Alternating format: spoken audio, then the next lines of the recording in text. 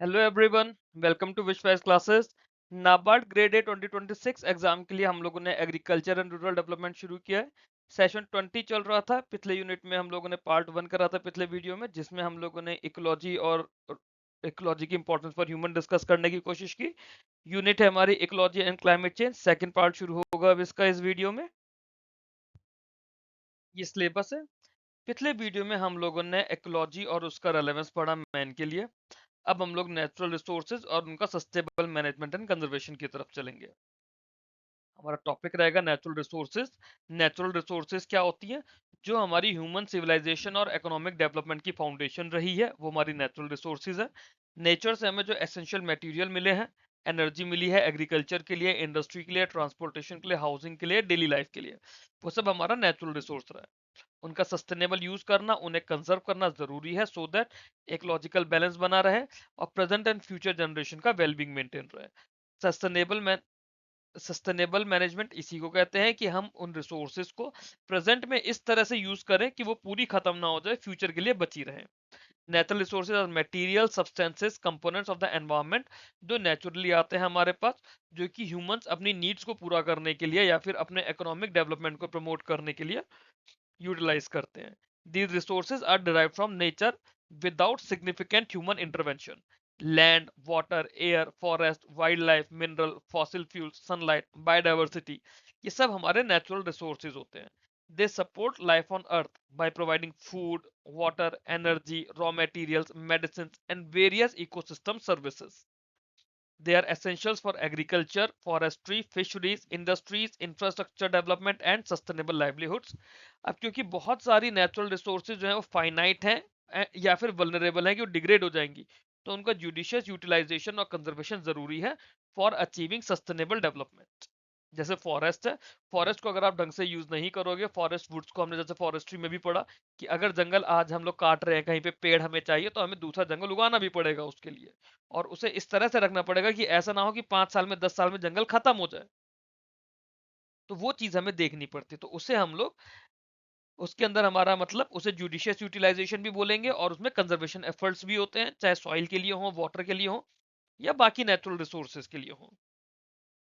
Natural resources की कुछ characteristics होती है कि नेचुरली हैं वो हमारे एनवायरनमेंट में, उनकी कुछ ना कुछ इकोनॉमिक, इकोलॉजिकल या सोशल वैल्यू है, उनकी अवेलेबिलिटी वेरी करती है across region depending on geographic and climatic condition.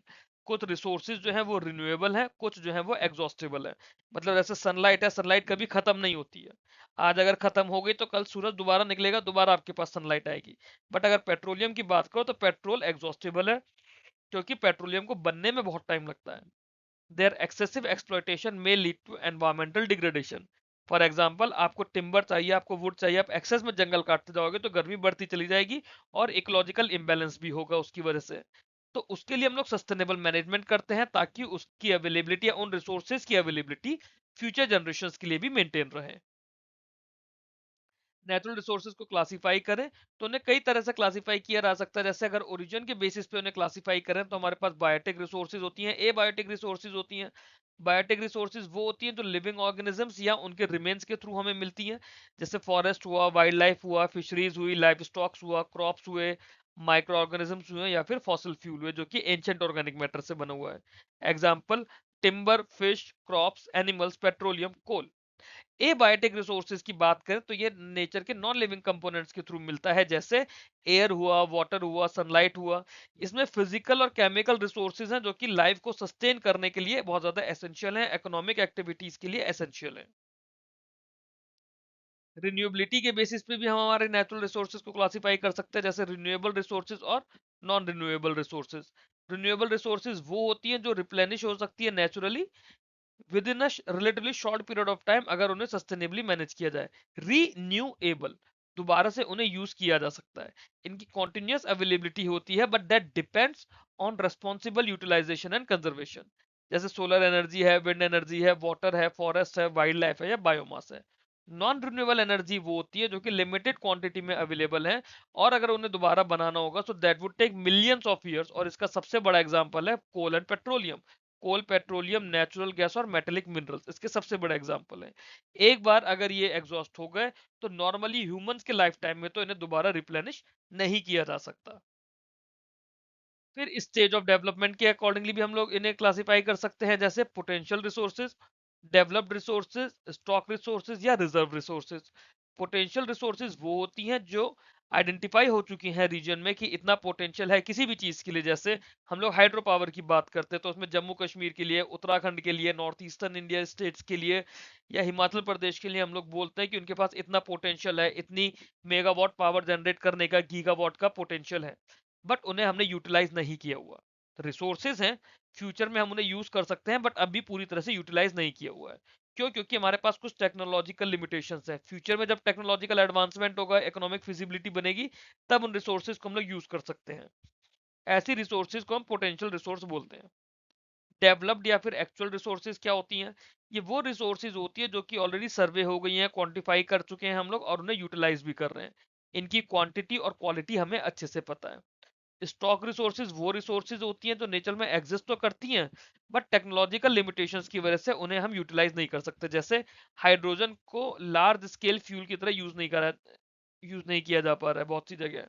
Reserve resources वो होती है जो कि एग्जिस्टिंग टेक्नोलॉजी से यूज कर सकते हैं हम लोग, बट डेलिबरेटली कंजर्व करा हुआ है हमने उन्हें फ्यूचर यूज के लिए, उसे हम लोग कहते हैं रिजर्व रिसोर्सेज।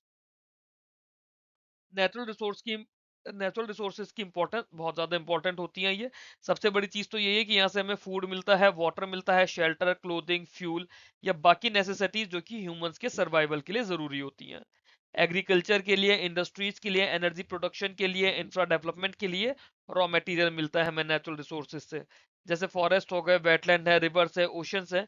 ये वैल्यूएबल इकोसिस्टम सर्विसेज देते हैं, जैसे क्लाइमेट रेगुलेट करना, कार्बन सिक्वेस्ट्रेशन करना, वाटर को प्यूरिफाई करना, सॉइल को कंजर्व करना।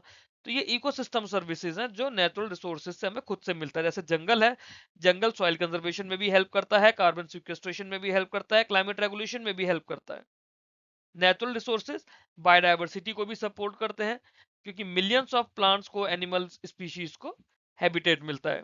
एम्प्लॉयमेंट जनरेट करते हैं, काफी सारे सेक्टर्स हैं जो जिनमें इनकम मिलती है नेचुरल रिसोर्सेज की वजह से, जैसे एग्रीकल्चर सेक्टर में, फॉरेस्ट्री में, फिशरीज में, माइनिंग में, टूरिज्म में, रिन्यूएबल एनर्जी में। ये इनकम के भी सेक्टर्स हैं, हाई एम्प्लॉयमेंट के भी सेक्टर्स हैं। नेचुरल रिसोर्सेज का सस्टेनेबल यूज करेंगे तो हमारी इकोनॉमिक ग्रोथ भी मिलेगी, साथ साथ इकोलॉजिकल बैलेंस भी रहेगा। तो ये इटसेल्फ एक बहुत इंपॉर्टेंट टॉपिक है, maintaining economic growth versus ecological balance. Descriptive answer के लिए इंपॉर्टेंट टॉपिक है। Conservation of natural resources is essential for achieving sustainable development and improving the quality of life. Major natural resources की बात करें तो सबसे पहले हमारी लैंड रिसोर्सेज होती है। लैंड रिसोर्सेज क्या होती है? लैंड जो होती है हमारी, उसी पे सारा एग्रीकल्चर है, उसी पे फॉरेस्ट्री है, उसी पे सारे सेटलमेंट है, हम लोग रहते हैं, इंडस्ट्रीज स्टैब्लिश कर रहे हैं, इंफ्रास्ट्रक्चर बना रहे हैं। तो लैंड जो है it form the basis of agriculture, forestry, settlement, industry and infrastructure. Unsustainable land अगर होती है, अगर अनसस्टेनेबल लैंड है तो वहां पे सॉइल इरोजन होगा, डेजर्टिफिकेशन होगा, लैंड डिग्रेडेशन हो जाएगा। फिर वाटर रिसोर्सेज होते हैं। वाटर एक इंडिस्पेंसिबल है ड्रिंकिंग के लिए, इरिगेशन इंडस्ट्री के लिए, हाइड्रो पावर जनरेट करने के लिए, इकोसिस्टम के फंक्शनिंग के लिए। जितनी ज्यादा डिमांड हो रही है, पॉल्यूशन हो रहा है, क्लाइमेट चेंज हो रहा है, इसकी वजह से वाटर स्कैरसिटी अलग अलग रीजन में बढ़ती भी जा रही है। फॉरेस्ट रिसोर्सेज है। फॉरेस्ट क्या करता है? हमें टिम्बर वुड दे रहा है, फ्यूल वुड दे रहा है, फॉडर दे रहा है, मेडिसिनल प्लांट्स हैं, बैम्बू हैं, और बहुत सारे नॉन टिम्बर फॉरेस्ट प्रोड्यूस हैं, जिसके बारे में हम लोग ऑलरेडी फॉरेस्ट्री वाली यूनिट में पढ़ चुके हैं। देयरफॉर फॉरेस्ट जो है उनका भी बहुत इंपॉर्टेंट रोल है बायोडाइवर्सिटी कंजर्वेशन में, क्लाइमेट रेगुलेशन में, वाटरशेड प्रोटेक्शन के लिए, या फिर कार्बन सिक्वेस्ट्रेशन में। ये सब कुछ हम लोगों ने समझा भी है, पढ़ा भी है पीछे की यूनिट्स में। मिनरल रिसोर्सेज होती है। मिनरल रिसोर्सेज हमारे वो रॉ मटेरियल्स है जो कि मैन्युफैक्चरिंग में, कंस्ट्रक्शन में, ट्रांसपोर्टेशन में या टेक्नोलॉजिकल डेवलपमेंट में यूज हो रहा है। जैसे सिलिका यूज होता है, कंस्ट्रक्शन में भी यूज है, फिर आपकी चिप्स भी बन रही है, सेमीकंडक्टर चिप्स बन रही हैं, तो वहां पे मिनरल्स यूज हो रहे हैं। इनके एक्सट्रैक्शन को हमें इस तरह से बैलेंस रखना पड़ेगा कि एनवायरमेंटल प्रोटेक्शन भी रहे और लैंड रिस्टोरेशन भी रहे। एनर्जी रिसोर्सेज हैं जिसके अंदर कन्वेंशनल रिसोर्सेज हैं और रिन्यूएबल रिसोर्सेज हैं। कन्वेंशनल रिसोर्सेज जैसे कोल हुआ, पेट्रोलियम हुआ, नेचुरल गैस हुआ, ये हमारे कन्वेंशनल रिसोर्सेज हैं। रिन्यूएबल रिसोर्सेज की बात करें तो सोलर एनर्जी हो गई, विंड एनर्जी हो गई, हाइड्रो एनर्जी हो गई, बायोमास हो गया, जियोथर्मल एनर्जी हो गई। रिन्यूएबल एनर्जी हमारी फॉसिल फ्यूल्स पे डिपेंडेंस को कम करती है और क्लाइमेट चेंज को मिटिगेट करने में हेल्प करती है। बायोलॉजिकल रिसोर्सेज होते हैं, बायोलॉजिकल रिसोर्सेज के अंदर plants, animals, micro organism, fisheries, genetic resources, ये सारे रिसोर्सेज हो जाते हैं। ये फूड प्रोडक्शन के लिए, मेडिसिन के लिए, बायोटेक्नोलॉजी के लिए, इकोसिस्टम स्टेबिलिटी के लिए बहुत ज़्यादा इंपॉर्टेंट है और फंडामेंटली ज़रूरी है उनके लिए। नेचुरल रिसोर्स मैनेजमेंट करने में चैलेंजेस क्या क्या है, ये बहुत इंपॉर्टेंट है, डिस्क्रिप्टिव के लिए भी इंपॉर्टेंट है। मैंने जिस तरह से लिखा है इसको आप फर्दर और एक्सप्लेन कर सकते हैं अगर डिस्क्रिप्टिव में इसका आंसर लिखेंगे। रैपिड पॉपुलेशन ग्रोथ होने से हमारी नेचुरल रिसोर्सेज की डिमांड बढ़ रही है, जिसकी वजह से वो डिप्लीट होती जा रही है। ओवर एक्सप्लॉयटेशन हो रहा है, उसकी वजह से जंगल कट रहे हैं, जंगल का एरिया डिप्लीट होता जा रहा है, ग्राउंड वाटर डिप्लीट होता जा रहा है, मिनरल्स हमारे खत्म होते जा रहे हैं, फिशरीज हमारी खत्म होती जा रही है, डिफॉरेस्टेशन हो रहा है, माइनिंग इंडस्ट्रियलाइजेशन हो रहा है, अर्बनाइजेशन हो रहा है, उसकी वजह से हैबिटेट डिस्ट्रक्ट हो रहे हैं अलग अलग जानवरों के, माइक्रो ऑर्गेनिजम्स के, उसकी वजह से बायोडाइवर्सिटी लॉस भी होता है। एयर वाटर सॉइल का पॉल्यूशन हो रहा है, जिसकी वजह से जो हमारी प्रोडक्टिविटी है नेचुरल रिसोर्सेज की वो कम हो रही है, जो क्वालिटी ऑफ आउटपुट आता है वो हमारा कम होता जा रहा है। क्लाइमेट चेंज की वजह से रेनफॉल पैटर्न्स बदल रहे हैं, वाटर की अवेलेबिलिटी अफेक्ट हो रही है, उससे एग्रीकल्चर प्रोडक्टिविटी हमारी कम हो रही है, इकोसिस्टम की हेल्थ बिगड़ रही है। अनसस्टेनेबल एग्रीकल्चर प्रैक्टिसेस है, जिसकी वजह से सॉइल का डिग्रेडेशन बहुत ज्यादा हो रहा है, जैसे केमिकल फर्टिलाइजर यूज करने से सॉइल डिग्रेड होती जा रही है over the years, water deplete होता जा रहा है। वीक गवर्नेंस, इलीगल एक्सप्लॉयटेशन और इनएडुकेट पब्लिक अवेयरनेस, इसकी वजह से भी रिसोर्स कंजर्वेशन हमारा मुश्किल हो जाता है। फिर इसके बाद आता है इसमें principle of sustainable utilization of natural resources. हमने प्रॉब्लम्स तो पढ़ ली, अब उसका सॉल्यूशन क्या है। नेचुरल रिसोर्सेज के साथ जो प्रॉब्लम थी वो तो हम लोगों ने पढ़ ली, उसका सॉल्यूशन है कि हमें सस्टेनेबल यूटिलाइजेशन करना है नेचुरल रिसोर्सेज का। जो हमारी नेचुरल रिसोर्सेज हैं, they should be utilized according to the principles of sustainable development, ensuring that present needs are met without compromising the needs of future generation। तो नेचुरल रिसोर्सेज को इसी तरह से हमें सस्टेनेबल वे में यूज करना है, ठीक है, कि जो हमारी प्रेजेंट नीड्स हैं वो तो हमारी मिल रही हैं, बट उसके चक्कर में फ्यूचर की नीड्स खत्म ना हो जाए। कंजर्वेशन और उनका एफिशिएंट यूटिलाइजेशन दोनों को इंटीग्रेट करना पड़ेगा सभी डेवलपमेंटल एक्टिविटीज के अंदर। रिसोर्सेज को इस तरह से हार्वेस्ट करना है कि वो अपनी नेचुरल रिजनरेटिव कैपेसिटी के अंदर ही, कि नेचुरल रिजनरेटिव कैपेसिटी के अंदर ही चलती रहे। एक्सट्रैक्ट करना पड़ेगा नॉन रिन्यूएबल रिसोर्सेज को, और उसे हमें मिनिमाइज करना पड़ेगा उनका एक्सट्रैक्शन। अब कैसे मिनिमाइज कर सकते हैं, रिसाइकिल करके, रीयूज करके, या फिर क्लीनर टेक्नोलॉजीज को यूज करके। बायोडाइवर्सिटी या इकोसिस्टम सर्विसेज है, उन्हें भी हमें प्रोटेक्ट करना पड़ेगा during resource utilization. Community participation, traditional ecological knowledge, sorry ecological knowledge, ये जरूरी है सो दैट हम लोग अपने नेचुरल रिसोर्स मैनेजमेंट को बेटर कर पाए। तो उसके लिए कम्युनिटी पार्टिसिपेशन को इनकॉर्पोरेट करना पड़ेगा नेचुरल रिसोर्स मैनेजमेंट में। जो ट्रेडिशनल इकोलॉजिकल नॉलेज होती है उसे भी मिलाना पड़ेगा, तभी नेचुरल रिसोर्स मैनेजमेंट बेटर हो पाएगा।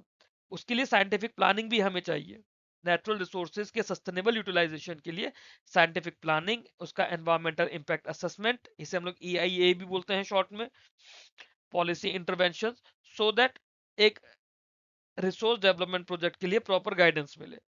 रिन्यूएबल एनर्जी को प्रमोट करने के लिए एफोरेस्टेशन को, वाटरशेड मैनेजमेंट को, रेन वाटर हार्वेस्टिंग को, और सस्टेनेबल एग्रीकल्चर को प्रमोट करने के लिए लॉन्ग टर्म रिसोर्स सिक्योरिटी भी जरूरी है। फिर बात आती है sustainable management and conservation of natural resources. Natural resources हमें ये तो समझ आ गया कि लिमिटेड है, और पॉपुलेशन ग्रोथ, इंडस्ट्रियलाइजेशन, अर्बनाइजेशन और क्लाइमेट चेंज की वजह से बहुत ज्यादा प्रेशर पर भी है। तो सस्टेनेबल मैनेजमेंट इंश्योर करता है कि ये जो रिसोर्सेज हैं इन्हें एफिशिएंटली यूटिलाइज किया जाए, उनकी इकोलॉजिकल इंटीग्रिटी बची रहे, और फ्यूचर जनरेशंस के लिए उन्हें नेचुरल रिसोर्सेज को अवेलेबल रखा जाए। जो कंजर्वेशन होगा इनका वो कॉम्प्लीमेंट करेगा सस्टेनेबल मैनेजमेंट के लिए, by protecting, restoring and enhancing natural resources and ecosystem.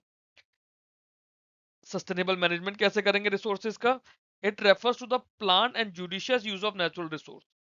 पीछे भी पढ़ा था, जुडिशियस यूज करना पड़ेगा, प्लान वे में यूज करना पड़ेगा, सो दैट प्रेजेंट जनरेशन की नीड्स तो पूरी होती जाए, बट फ्यूचर के लिए हमें कॉम्प्रोमाइज ना करना पड़े। इसमें इकोनॉमिक डेवलपमेंट, एनवायरमेंटल प्रोटेक्शन और सोशल वेलफेयर, तीनों ही चीजों को बैलेंस करके रखना पड़ेगा, thereby ensuring long term resource security and ecological stability. Sustainable resource management की बात करें तो this involve scientific planning, efficient utilization, conservation, restoration and equitable distribution of natural resources. Sustainable resource management involves scientific planning, efficient utilization, conservation, restoration, and equitable distribution of natural resources. It emphasizes minimizing waste, preventing resource depletion, reducing environmental pollution, and maintaining ecosystem health. तो sustainable management of natural resource का emphasise क्या है कि हमें waste को minimise करना है, resource deplete होने से रोकना है, एनवायरमेंटल पोल्यूशन को रोकना है और इकोसिस्टम की हेल्थ को मेंटेन करके रखना है। प्रिंसिपल्स होते हैं सस्टेनेबल रिसोर्स मैनेजमेंट के कुछ, जैसे sustainable use, conservation of biodiversity, intergenerational equity, intra generational equity, precautionary principle, polluter pays principle, community participation और scientific management.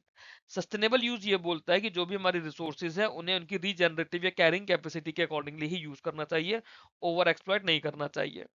Conservation of biodiversity बोलता है कि बायोलॉजिकल डाइवर्सिटी और इकोसिस्टम सर्विसेज को रिसोर्स यूटिलाइजेशन के टाइम पे हमें प्रोटेक्ट करके रखना चाहिए। इंटरजेनरेशनल इक्विटी बोलता है कि नेचुरल रिसोर्सेज को कंजर्व करना चाहिए ताकि फ्यूचर की जनरेशन की नीड पूरी हो पाए। और इंट्रा जनरेशनल इक्विटी बोलता है कि रिसोर्सेज को फेयर वे में सोसाइटी के सभी सेक्शंस के साथ में शेयर करना चाहिए। प्रिकॉशनरी प्रिंसिपल क्या है? प्रिवेंटिव मेजर्स अडॉप्ट करने पड़ेंगे even when scientific certainty about environmental damage is lacking. ये नहीं कि साइंटिफिक सर्टेनिटी है एनवायरमेंटल डैमेज की तभी आपको प्रिवेंट करना है, अगर नहीं भी हो रही है तब भी आपको प्रिवेंटिव मेजर्स यूज करने हैं। पॉल्यूटर प्रेस प्रिंसिपल्स का मतलब है कि जो भी लोग एनवायरमेंटल पॉल्यूशन के लिए रिस्पॉन्सिबल हैं, they should bear the cost of preventing and remedying that damage. Community participation होता है कि लोकल कम्युनिटीज जो हैं उन्हें एक्टिवली पार्टिसिपेट करना चाहिए प्लानिंग में और नेचुरल रिसोर्सेज के मैनेजमेंट में। साइंटिफिक मैनेजमेंट ये बोलता है, साइंटिफिक मैनेजमेंट का प्रिंसिपल, कि रिसोर्सेज को हम जो भी यूज कर रहे हैं उन्हें रिसर्च, मॉनिटरिंग और एनवायरमेंटल असेसमेंट के अकॉर्डिंगली ही यूज करना चाहिए। फिर आता है सस्टेनेबल एग्रीकल्चर। इसी के अंदर सस्टेनेबल एग्रीकल्चर एक फार्मिंग सिस्टम है that produces adequate food and fibre while conserving natural resources, protecting the environment and ensuring economic viability for the farmers। ठीक है। मेजर क्रॉप प्रैक्टिसेस क्या है सस्टेनेबल एग्रीकल्चर के अंदर?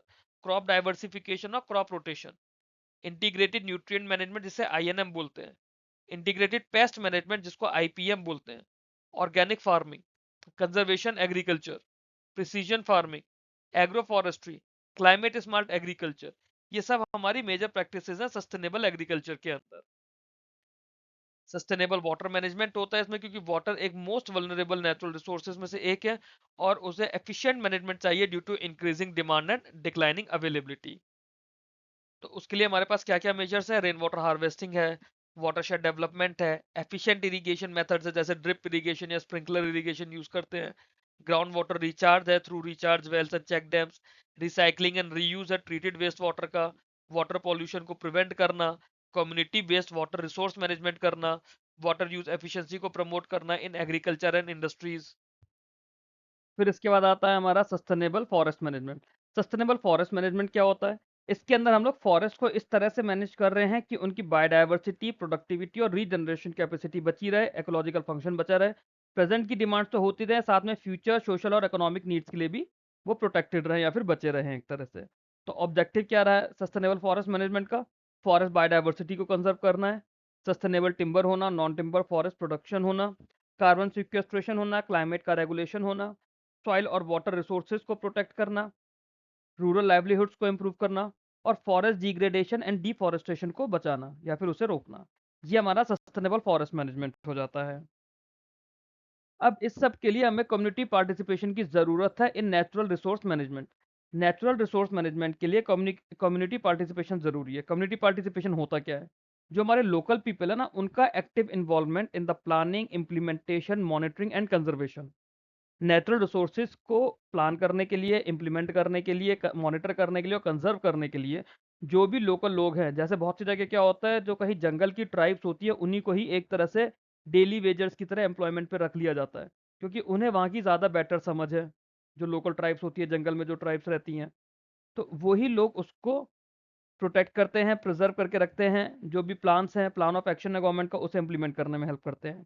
अब क्योंकि जो लोकल कम्युनिटीज़ है वो डायरेक्टली उसी जंगल पे, फॉरेस्ट पे, लैंड पे या बायोडाइवर्सिटी पे ही डिपेंड करती है, तो उनका पार्टिसिपेशन ज़्यादा ज़रूरी हो जाता है, ताकि वो लोग भी इस चीज़ को समझे कि सस्टेनेबल डेवलपमेंट हमें क्यों चाहिए। फिर चाहे वो फॉरेस्ट के लिए बात हो, वाटर के लिए बात हो या किसी भी फॉर्म में नेचुरल रिसोर्सेज के सस्टेनेबल रिसोर्स मैनेजमेंट का पार्ट बने। इंपॉर्टेंस क्या हो जाती है? इससे एक तो रिसोर्स कंजर्वेशन बढ़ता है through local stewardship, sustainable use of resources लोगों के अंदर इनकलकेट होने लगता है, जो रिसोर्स यूटिलाइजेशन के ऊपर कॉन्फ्लिक्ट्स होते हैं वो कॉन्फ्लिक्ट हटेंगे, रूरल लाइवलीहुड या ट्राइबल लाइवलीहुड जो भी है वो स्ट्रेंथन होगा, इंडिजीनियस और ट्रेडिशनल नॉलेज को भी इसमें हम अपने प्लान ऑफ एक्शंस में इनकॉर्पोरेट कर लेते हैं, ट्रांसपेरेंसी और अकाउंटेबिलिटी एनहेंस होती है, इक्विटेबल शेयरिंग ऑफ बेनिफिट्स होता है, और लॉन्ग टर्म सस्टेनेबिलिटी बनी रहती है of the various conservation programme.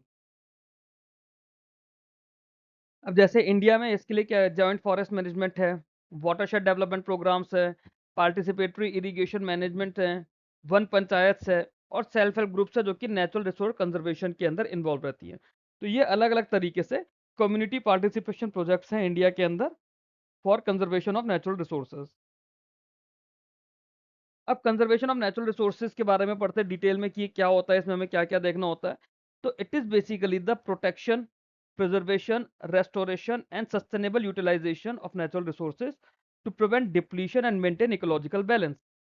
तो कंजर्वेशन ऑफ नेचुरल रिसोर्सेज की हम लोग जब बात करते हैं क्या करता है, ये हमारे नेचुरल रिसोर्सेज को इस तरह से प्रोटेक्ट करना, प्रिजर्व करना, रिस्टोर करना और उनका सस्टेनेबल यूटिलाइजेशन करना, ताकि ना तो डिप्लीशन हो उनका और इकोलॉजिकल बैलेंस भी बना रहे। तो इट सीक्स टू एंश्योर कि जो हमारे नेचुरल रिसोर्सेज हैं वो फ्यूचर जनरेशन के लिए भी अवेलेबल रहे, वाइल सपोर्टिंग जो प्रेजेंट का हमारा इकोनॉमिक डेवलपमेंट या एनवायरमेंट सस्टेनेबिलिटी है, इसको मतलब इसको देखते हुए फ्यूचर की नीड्स भी हमारी पूरी होती रहे।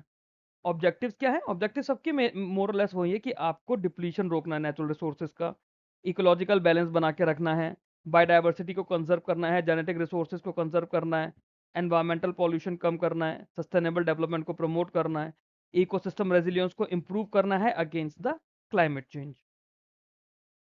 अब इसके मेजर कंजर्वेशन मेजर्स क्या हैं?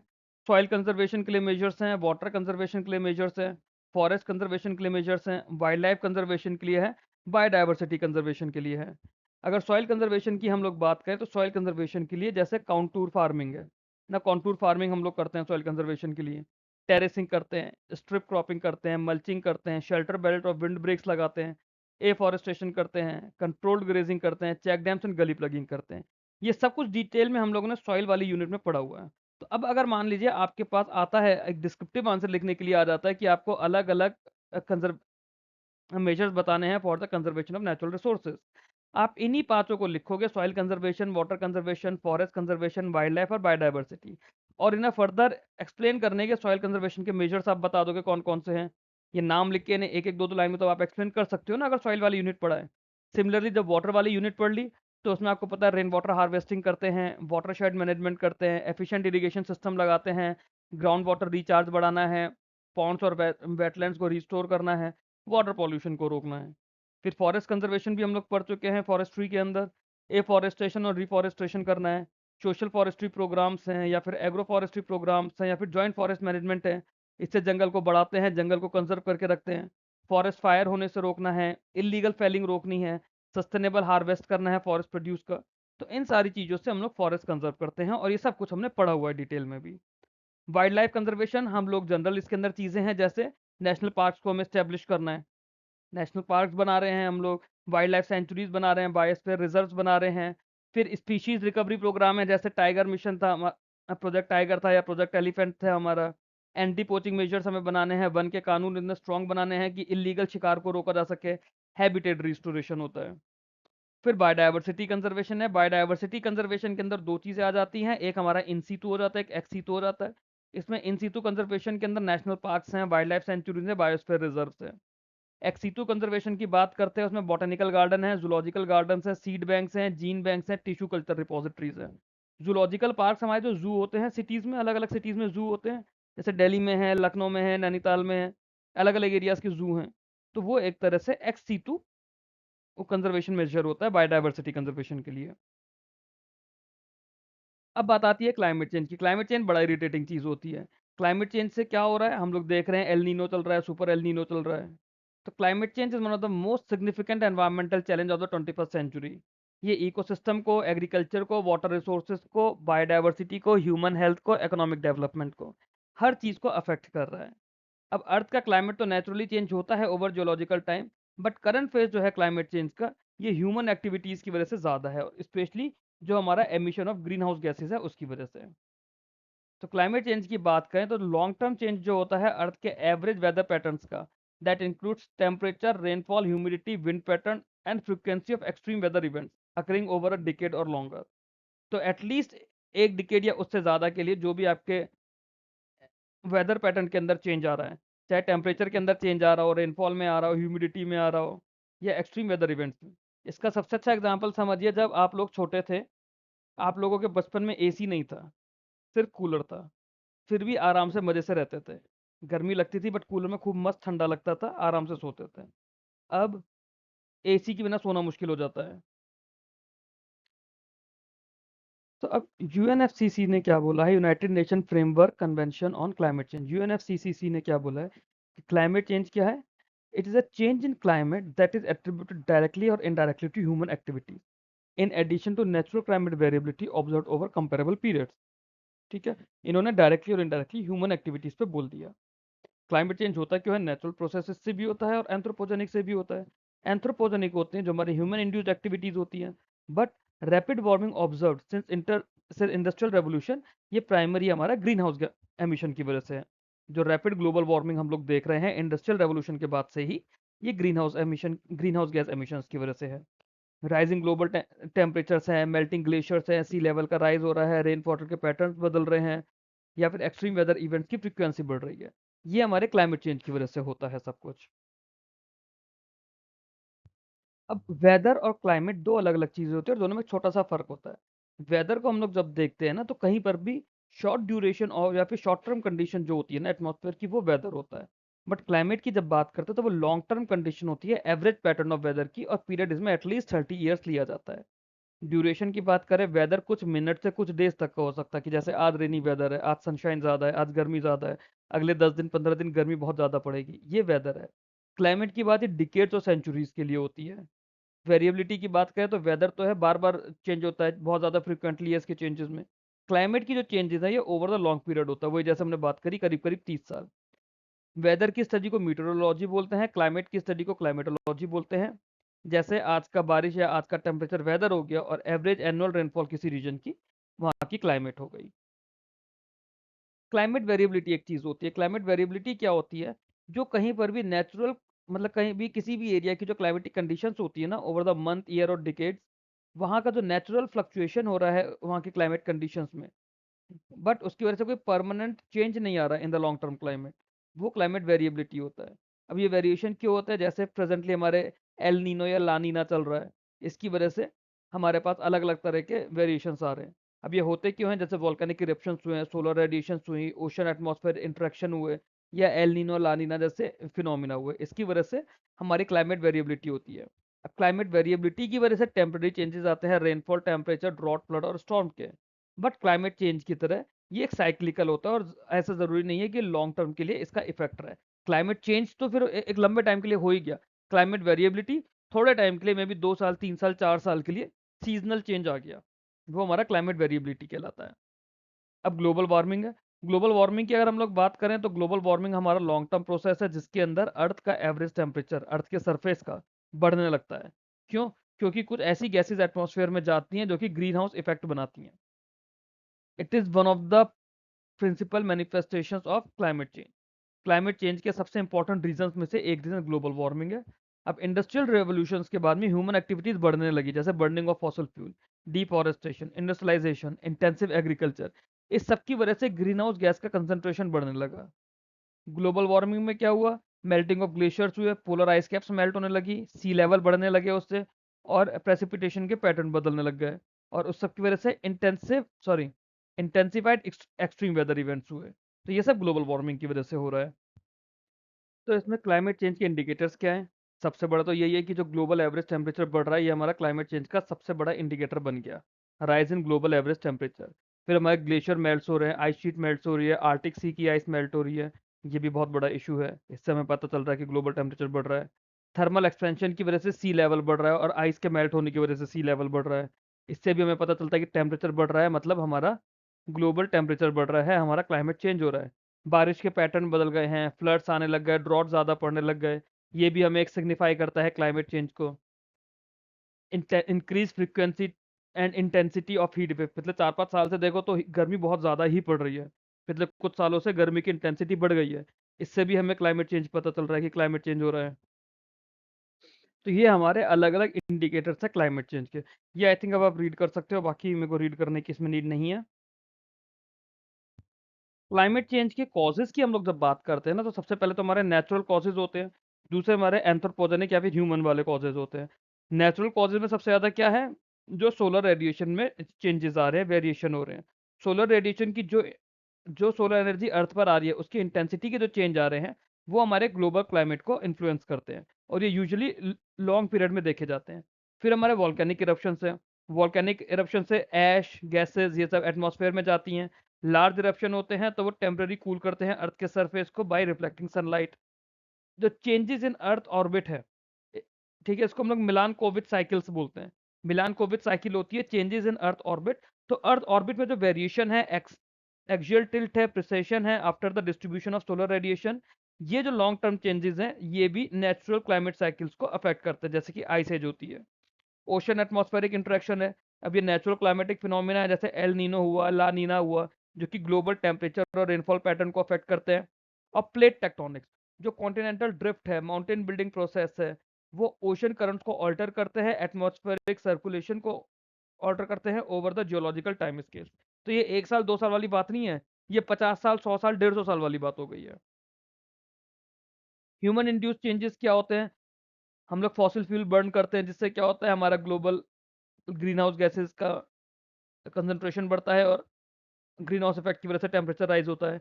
डिफॉरेस्टेशन करते हैं, डिफॉरेस्टेशन करने से, क्योंकि फॉरेस्ट हमारा कार्बन सिंक करते हैं, कार्बन सिक्वेस्टर करते हैं, जब वही रुक जाएगा तो एटमॉस्फेयर में CO2 का कंसंट्रेशन बढ़ता चला जाएगा। इंडस्ट्रियलाइजेशन करते हैं तो उसमें carbon dioxide, methane, nitrous oxide, fluorinated gases, ऐसी मल्टीपल टाइप की गैसेज एटमॉस्फेयर में रिलीज हो रही हैं।